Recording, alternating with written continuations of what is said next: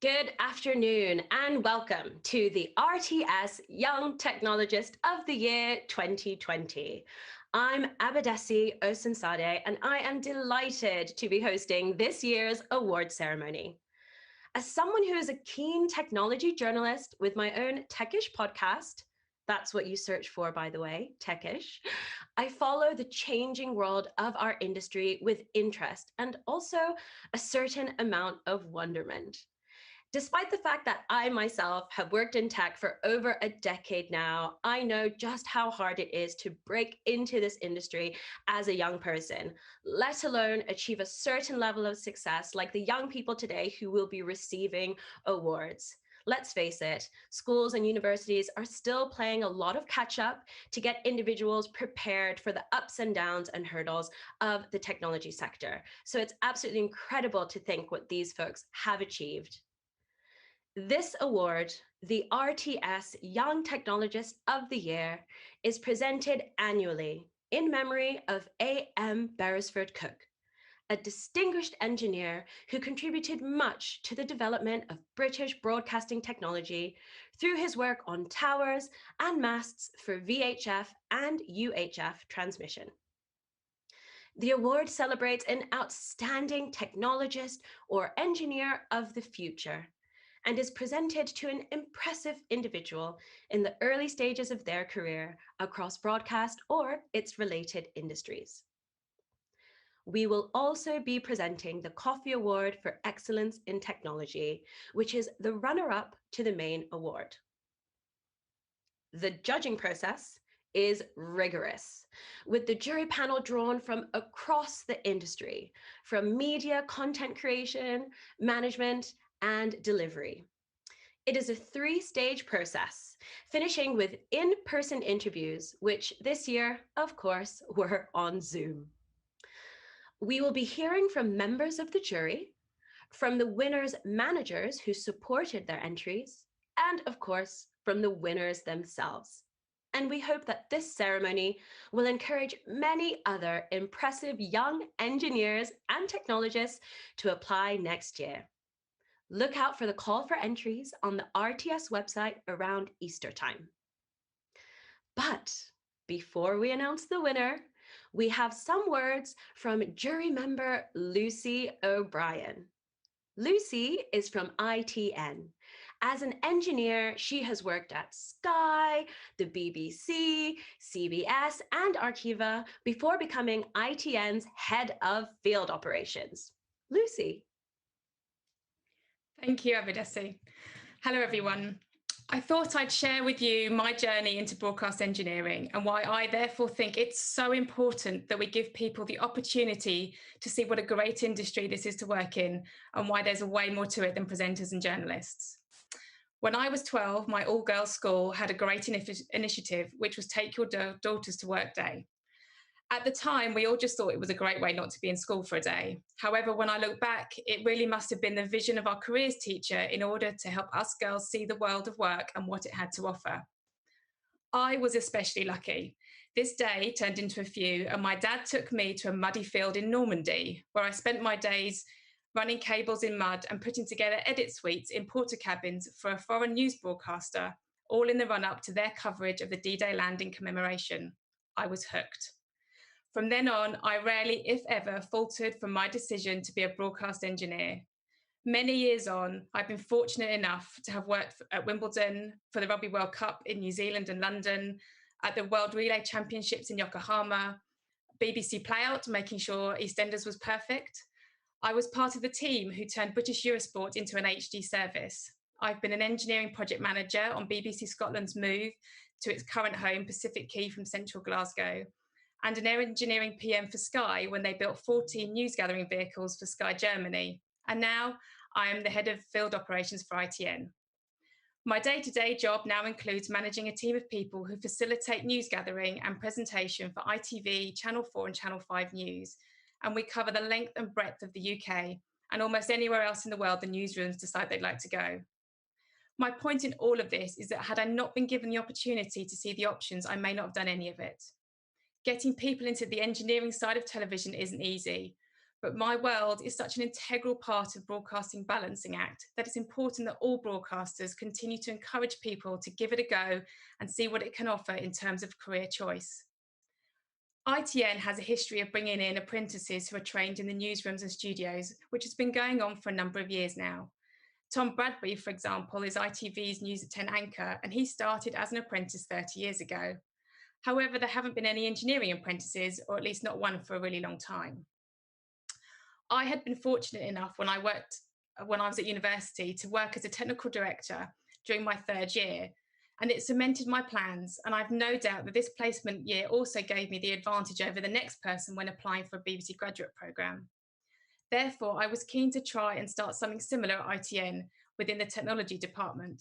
And last year I took the leap, twisted lots of arms, secured funding, and brought on 2 third-year placement students purely for the tech departments, for field operations, news operations centre, and support. We got 2 great students who were bright, willing, and eager to learn, and they quickly went from being the student in the room to a key member of our teams. One got into the final round of this RTS scheme, and both now freelance for us as and when they can.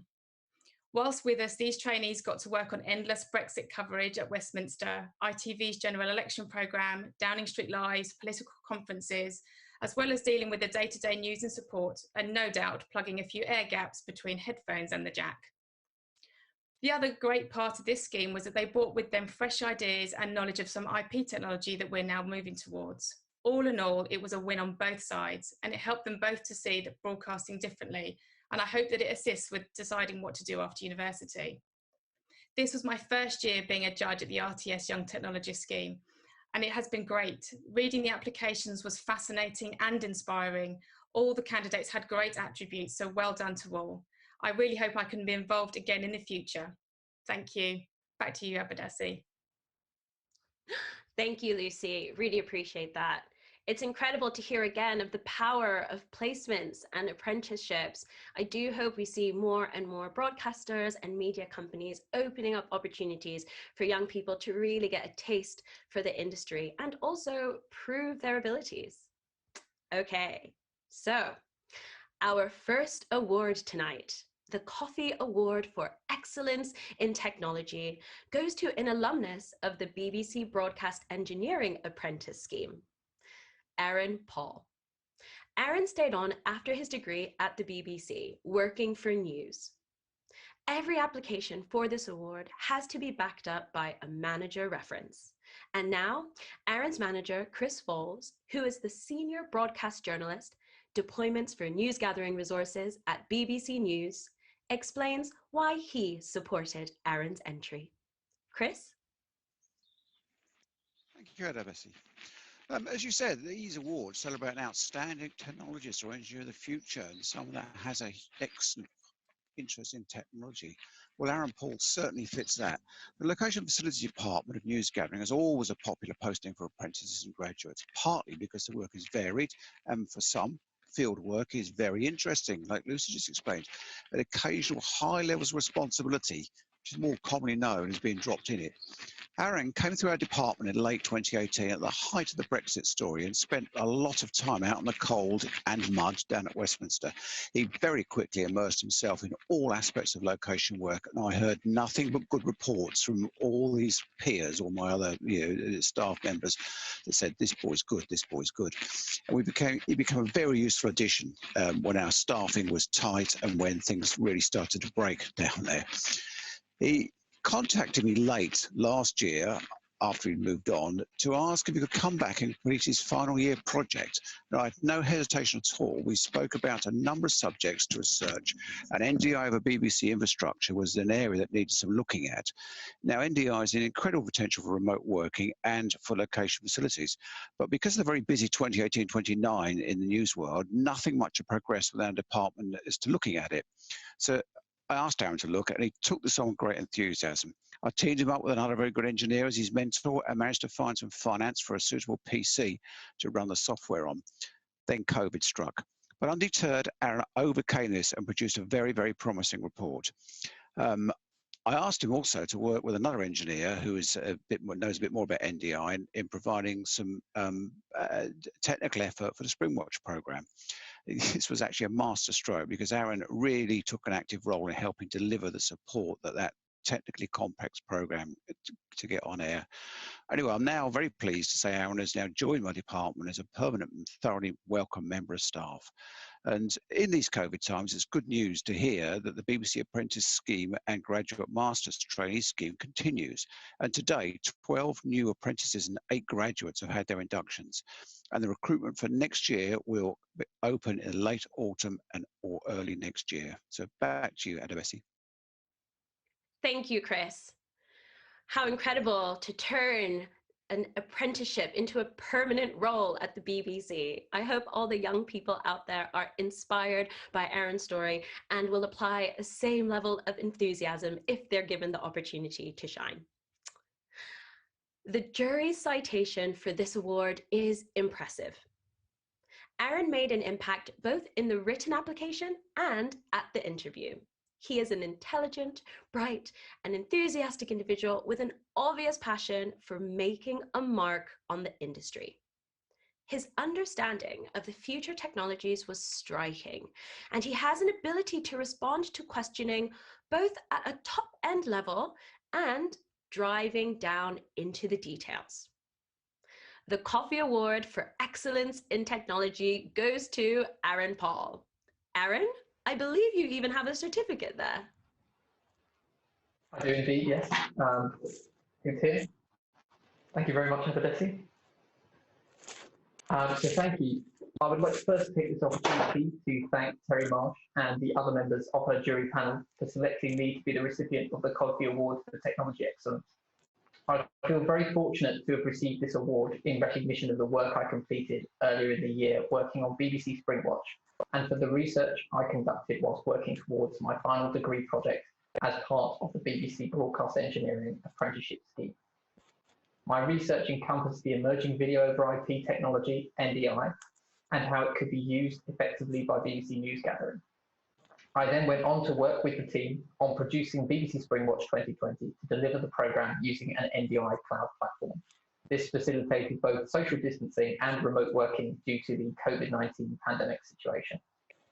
I'm now working, as Chris said, as a location engineer for the BBC News Gathering Operations Department, where my work focuses on providing on-location broadcast facilities and connectivity using both IP and RF, as well as satellite uplinks. And I will again be involved, hopefully this autumn, in BBC Autumn Watch using NDI. I am highly motivated by the use of IP technologies such as NDI and really see the future roadmap for the industry progressing, especially given the current situation towards this new way of working, helping to better facilitate remote productions. This has certainly been accelerated in recent months by most major broadcasters, and I see this as a very exciting development for the industry and for any young technologists such as myself wishing to make a mark and learn more. I intended to study broadcast engineering at university and would have pursued a traditional degree in the subject had I not found out about BBC apprenticeships. This scheme has allowed me to gain experience and knowledge over a short 3-year period that would have been almost impossible to acquire on any standard university course. Therefore, I wholeheartedly recommend the BBC apprenticeship schemes to anyone looking towards a career in television, as without them, I doubt I would be receiving this award here today. Thank you again, and back to you, Abadesi. Thank you, Arran. What an inspiring story. It's just incredible what you've been able to achieve and the responsibilities you gain. I will definitely be thinking of you when I am watching those programs on the BBC. And I'd certainly love to remind all the young people tuning in now to definitely take up this opportunity of a BBC apprenticeship. Our second judge speaking today is John Block. John is a winner of this award from 12 years ago. Welcome, John. Hi, Abadesi. So, congratulations to Arran. I was one of the very early winners of the RTS Young Technologist Award 12 long years ago. And I was very jealous. I am very jealous of myself 12 years ago for one main reason, and that is that I was young then. So what I lack in youth today, I feel I make up for it in experience though. And that's what I want to tell you about today, about my career and how much this award really contributed to the career as it evolved in the following 12 years. So 12 years ago, I was a software engineer building the next generation of ITV's website and its ITV player. And so you can imagine what winning this award was like to me. I was very much a back office kind of guy, sat in an office with many of my colleagues, writing code every day.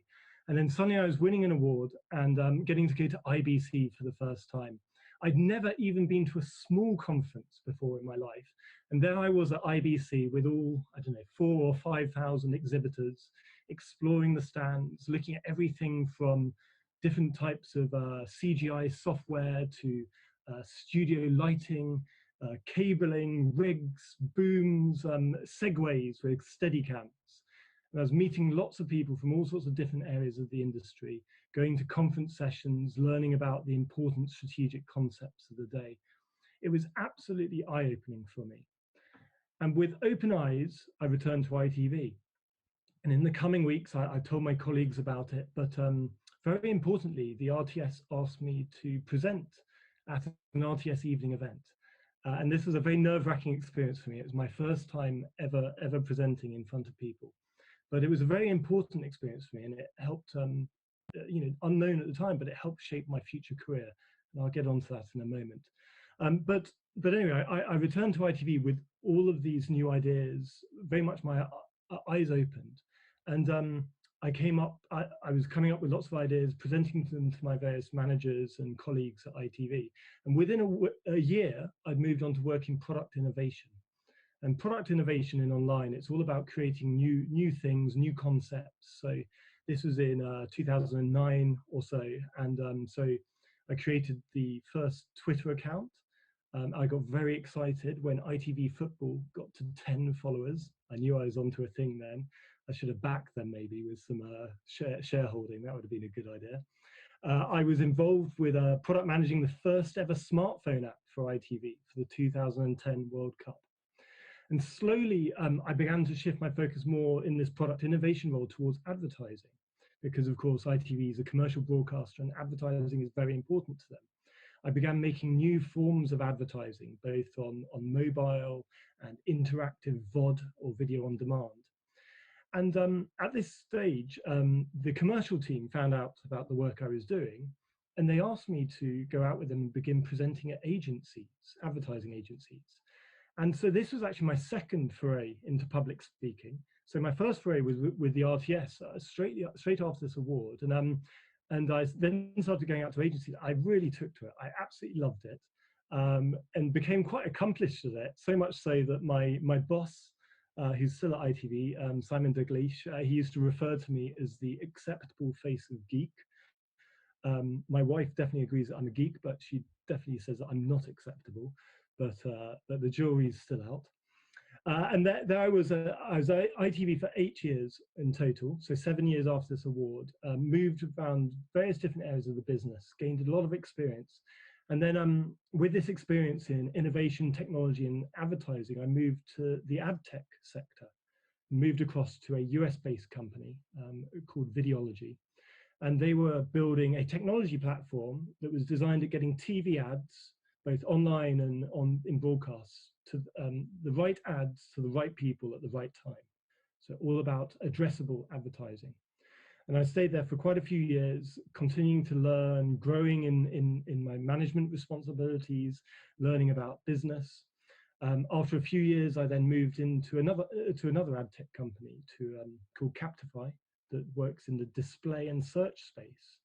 So very much a lateral move into another area of the media technology business. And after about a year, I moved across to my current role.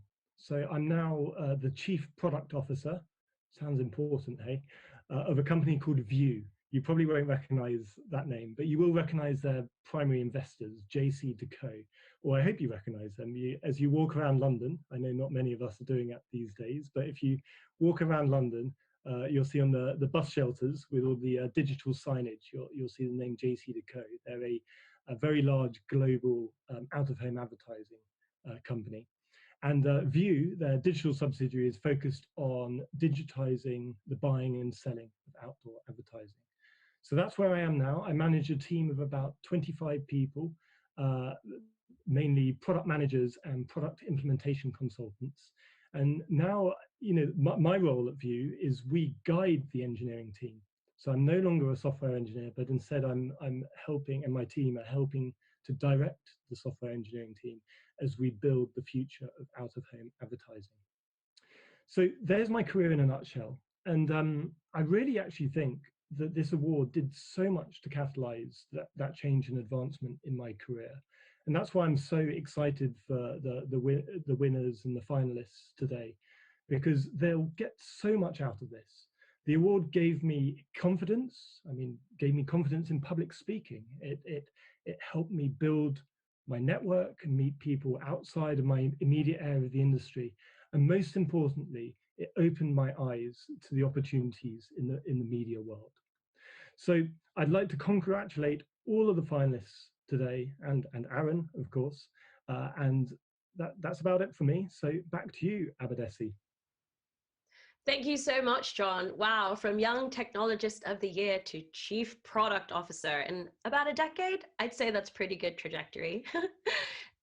It's also worth noting for folks who are wondering that there won't be an IBC this year, but it was incredible to hear John reflecting on all those incredible memories and moments created off the back of receiving this award. We come now to the presentation of the main award, the RTS Young Technologist of the Year 2020. The winner is Krystel Richards. She is an alumna of the BBC, having also spent 3 years on the Broadcast Engineering Apprenticeship, achieving a first-class honor degree. Last year, Krystel moved on to Warner Media, where she supports CNN as an associate broadcast IT engineer. Her manager at CNN, JJ Ainen, explains why he championed Krystel in her bid for this award. Thank you, Abadesi, and welcome to the home of Warner Media and CNN London, here in the heart of Old Street. This is CNN's newest production facility, launched at the start of 2020. While the world around us seems to have changed so much, we're fortunate to have the engineers like Krystel Richards, committed to supporting our journalists, helping them report on the world. They keep us on air every day. Krystel's journey with us started when she was an apprentice engineer, and this building was still a construction site. Krystel helped us start our planning around the complexities of its power infrastructure. To build an all-IP, state-of-the-art production center, you need the knowledge of data networks, the knowledge of broadcasting, video and audio, and you need the software skills to implement automation and orchestration. Above all, you need the people skills to be able to work in a team on some of the most complex issues our industry has. Krystel is one of those rare people who has the want to develop technical skills as well as the willingness to take on new challenges and keep learning. And those are just some of the reasons why Krystel is such a worthy recipient of this award. Because what we're doing here at Warner Media as engineers is building tools and applications to help tell the world's greatest stories and make us a world-class media and also a world-class technology company. To do that, we need exceptional talent like Krystel Richards. It's wonderful that the Royal Television Society has recognised Krystel's outstanding work and in shining a spotlight on the talent that our industry so needs for the future. Many congratulations to Krystel Richards on winning the Young Technologist of the Year award in this incredible year. Back to you, Abadesi. Thank you, JJ. Wow, what amazing and incredibly inspiring descriptions of Krystel's work and contributions. Also, how cool are all the screens at Warner Media? I clearly need to get out more. And here is the jury citation for the winner of the RTS Young Technologist of the Year. Krystel impressed the jury with her breadth of vision of the industry, her understanding of the bigger picture. She saw the COVID challenge as an opportunity to step up, both for the industry and for herself personally, with the level of change being inspiring. Her degree dissertation was impressively hard and practical. How do you plan, build, and automate electrical power resources for an on-air production center when modern office buildings don't have space for resilient external power generators. She sees herself moving into management and is now studying for her Cisco network exams. The winner of the RTS Young Technologist of the Year 2020 is Krystel Richards. Hi, good to meet you. Thank you all for your time on the panel. And yeah, I'd like to just tell you a bit about my time as an engineer. So day to day, I spend my time supporting the studios here at CNN, as well as the news gathering departments and the digital teams in London. So my day varies massively as broadcast engineer here. It could cover anything from investigating computer faults to testing the latest studio technology, which you can see behind me. And I was fortunate to join CNN at a great time when they were building this facility in Old Street. A move on this scale just doesn't happen often at all, arguably once in a career. So starting at this time allowed me to get some great hands-on experience with the latest broadcast technology, whilst being able to work and collaborate with an international team of outstanding engineers. 2020 has been an unexpected year for everyone, to say the least. Just as we opened this brand new and wonderful facility, it was time to close as the pandemic took hold here in London. This has inevitably changed the way that we worked together, not together anymore, and notably the move to remote production, something that had previously not been done in the home setting, let alone at this scale. These changes had challenged us all to think creatively and find a way to make available technology work for us and deliver the same standard of content to consumers. Though not normally on this scale, there is an overwhelming amount of support for the change and the continual need for innovation and adaptation to find solutions is what I really think makes this industry great to be a part of. And as the industry embraces new talent like myself, there's been an overwhelming amount of support ready to be given by experienced and passionate engineers throughout. And I have been really honoured to experience this firsthand, and I cannot thank the people that have given me their time enough.